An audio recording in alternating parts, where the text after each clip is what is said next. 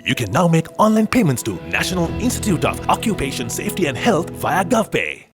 சபாநாயகர் அவர்களே, மிக முக்கியமாக இந்த பிரதேச சபைகளுக்கு சொந்தமான பாதைகள், ஆர்டிடி அதாவது மாகாண சபைக்கு சொந்தமான பாதைகளுடைய அபிவிருத்தி சம்பந்தமாக தொடர்ச்சியாக எங்களுடைய மாவட்டங்களிலே பாரிய சிக்கல்கள் காணப்படுகின்றது.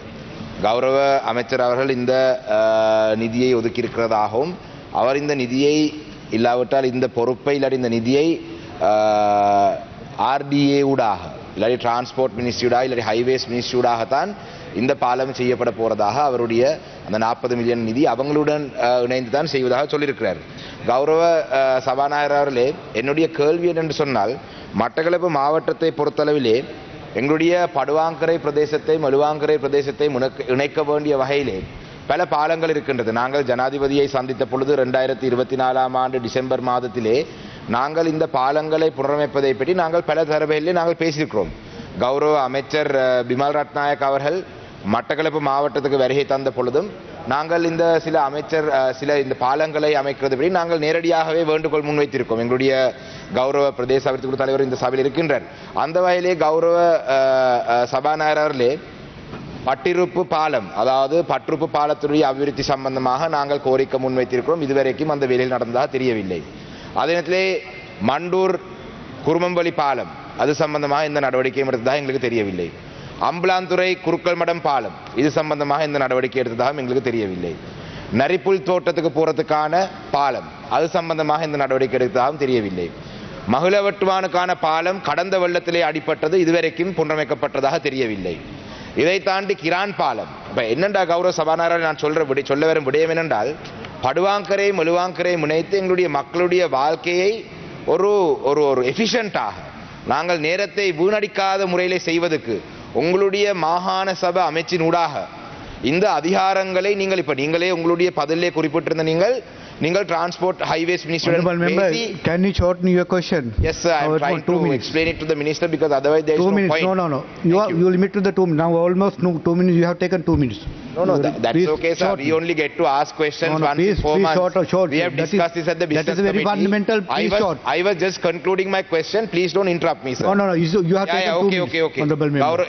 கௌரவ அமைச்சர் அவர்களே, என்னுடைய கேள்வி என்னென்று சொன்னால், இந்த பாலங்களை செய்வதற்கு நீங்கள் ஆர்டியுடன் இணைந்து ஏதாவது ஒரு வேலை திட்டத்தை வைத்திருக்கிறீர்களா, இல்லாட்டி எப்படி இந்த நிதி ஒதுக்கீடை செய்ய போறீங்க? ஆர்டிடி பாலங்கள் நீங்கள் எப்படி செய்ய போறீங்கன்ற சம்பந்தமாக முதலாவது உங்களுடைய விளக்கத்தை எதிர்பார்க்கின்றேன்.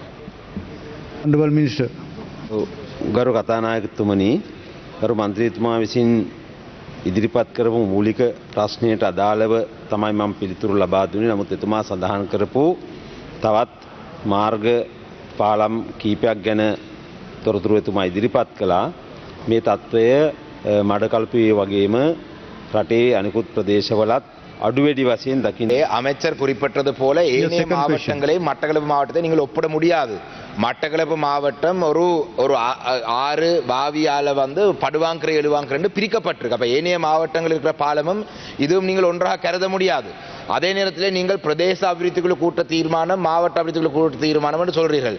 இது சம்பந்தமாக ஏற்கனவே தீர்மானங்கள் எடுத்து உங்களுடைய அமைச்சருக்கும் வழங்கப்பட்டிருக்கு. அதே நேரத்தில் கௌரவ அமைச்சர் அவர்களே, சரி நீங்கள் பிரதேச அபிவிருத்திக்குழு தீர்மானம் என்று சொன்னதின் காரணமாக மட்டக்களப்பு மாவட்டத்திலே போரதீவு பெட்லே சமுளையடி வட்ட என்ற பாதை 2024ஆம் ஆண்டு வெள்ளத்தால் பாதிக்கப்பட்டு அந்த வீதி அபிவிருத்தி செய்ய வேண்டும் என்றதை நாங்கள் பிரதேச அபிவிருத்தி குழு கூட்டத்தில் நான் முன்வைத்து, அந்த நேரத்திலே இல்லை அந்த பாதைக்கு ஏற்கனவே நிதி ஒதுக்கப்பட்டது என்று சொல்லி அதிலே இருந்த அதிகாரிகள் சொல்லி இன்றைக்கு வரைக்கும் 2025ஆம் ஆண்டு வெள்ளத்திலேயும் அந்த பாதை உடைக்கப்பட்டு சமுளையடி வட்ட எங்களுடைய பாராளுமன்ற உறுப்பினரும் பல தரவில் பேசியிருக்கிறார்கள்.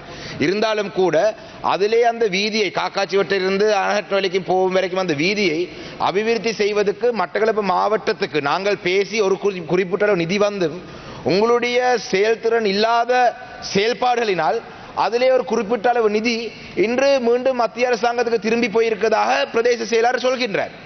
அப்ப பிரதேச மட்ட அபிவிருத்தி குழு கூட்டங்களே தீர்மானங்களை எடுத்து அந்த தீர்மானங்களை சமர்ப்பித்து நாங்கள் அமைச்சர்மாரோட பேசி அபிவிருத்தி குழு கூட்டங்களை சண்டை பிடிச்சு இன்று வரைக்கும் அந்த போரதீப்பட்டில் இருக்கிற சமலடி வட்ட பிரதேசத்தில் இருக்கிற மக்களுக்கு அந்த பாதையை பயன்படுத்த முடியாத நிலையில் இருக்கிறார். அப்ப பிரதேச அபிவிருத்தி குழு கூட்டம் தீர்மானம் வேணும் என்று நீங்கள் சொல்றீங்கள், மாவட்ட தீர்மானம் வேணும் என்று சொல்றீங்கள்.